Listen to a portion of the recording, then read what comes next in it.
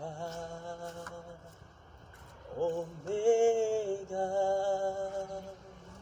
à part toi, il n'y a point d'autre Dieu. Alpha, Oméga, à part toi, il n'y a point d'autre Dieu. Seigneur, merci encore parce que tu es l'alpha et l'oméga de toutes choses. En dehors de toi, il n'y a pas d'autre Dieu et il n'y en aura jamais d'autre Dieu. Nous te bénissons, Seigneur, sois loué, sois glorifié au nom de Jésus. Amen. Bonjour à tous, bonjour chers passionnés de Jésus et particulièrement le bonjour à tous les abonnés de notre chaîne Chama, Dieu toujours présent. Alors ce matin, j'aimerais apporter une parole d'édification à chacun d'entre nous. C'est une parole que le Seigneur m'a donnée tout au long de cette semaine et ça m'a vraiment fait du bien et ça m'aide au quotidien en fait. Et je crois que ça fera du bien également à quelqu'un.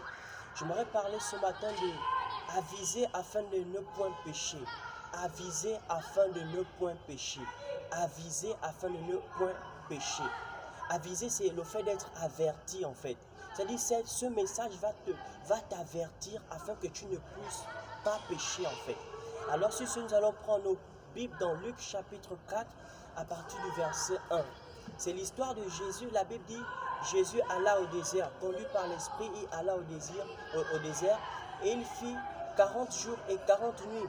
Et la Bible dit quand il eut faim, le diable se présenta à lui pour le tenter.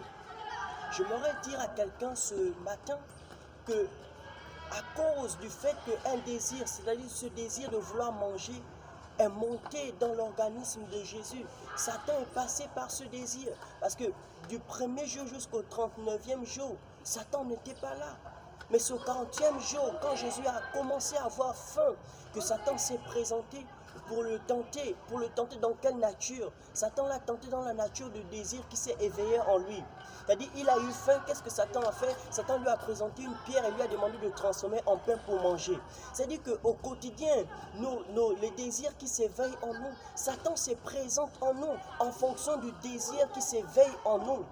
Tu peux être assis un beau matin et voici, bam, un désir sexuel s'élève en toi et tu as un désir de vouloir commettre l'impudicité. Satan va se présenter à toi dans cette forme dans ce désir, en fonction de ce désir, il va se présenter à toi. Tout d'un coup, tu vas avoir une pensée, tiens, appelle telle fille, tiens, appelle ce garçon. Et automatiquement, lui aussi sera disponible à répondre à ton besoin. C'est-à-dire que Satan passe par le désir qui s'éveille en toi afin de pécher. Tu peux être là assis et voici le soleil, la saison sèche est là et un fort soleil est arrivé. Et tout d'un coup, un désir de prendre un peu un pot, de prendre une régabe par exemple, s'éveille en toi. Et tout d'un coup, tu te lèves au moment où tu sors, quelqu'un se présente à toi, non, allons prendre un pot. Et voici une occasion de péché qui se présente à toi. Il y a certaines personnes qui sont abandonnées à elles-mêmes. Elles sont abandonnées à elles-mêmes. Personne pour leur aider. Et voici une information qui s'approche d'elles et qui dit, oh non, je peux prendre soin de toi, je peux changer ta situation et autres. Si vous allez remarquer que c'est en fonction du désir que nous émettons que Satan vient répondre à cela.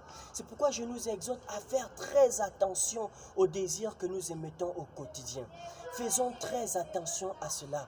Ces désirs qui montent en nous peuvent être fatals. Ces désirs peuvent être fatals. Ça peut nous conduire à la chute, bien-aimés. Prenons conscience de cela. Nous vivons dans ce monde, dans un combat face à Satan. La Bible déclare que le diable rôde autour de nous comme un lion rugissant, cherchant qui dévorer.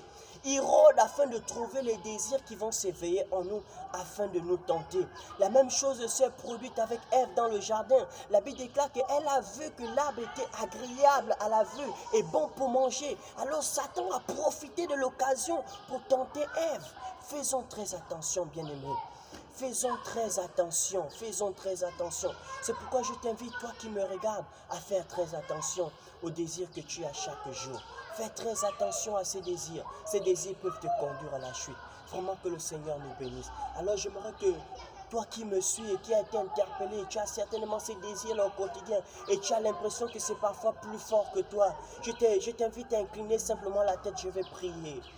Alléluia. Seigneur, tu ne parles pas en vain. Celui qui écoute ce message est certainement interpellé par le message. C'est pourquoi je te supplie, Adonai, d'étendre ta main dans sa vie afin d'apaiser, Seigneur, ses désirs. Donne-lui la force de résister. Donne-lui la force de tenir bon afin de ne point chuter. La Bible déclare que toi, tu as résisté à Satan au désert pendant qu'il est venu pour te tenter. Malgré que tu étais affamé, tu avais soif, tu avais tellement soif et tu étais fatigué. Mais tu ne t'es pas laissé corrompre. Tu n'es pas tombé face à la tentation de Satan. Alors je prie ce matin que tu fortifies tes enfants, que tu fortifies celui qui est en train d'être tenté par Satan à cause de ce désir sexuel, à cause de ce désir de colère, de haine, de jalousie et autres. Seigneur, fortifie quelqu'un.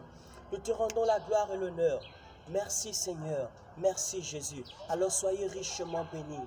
Soyez richement bénis. Que l'honneur et la gloire reviennent à Jésus. C'est dans le nom de Jésus que nous avons ainsi prié. Amen, amen. Soyez bénis. Shalom. Gloire à Jésus.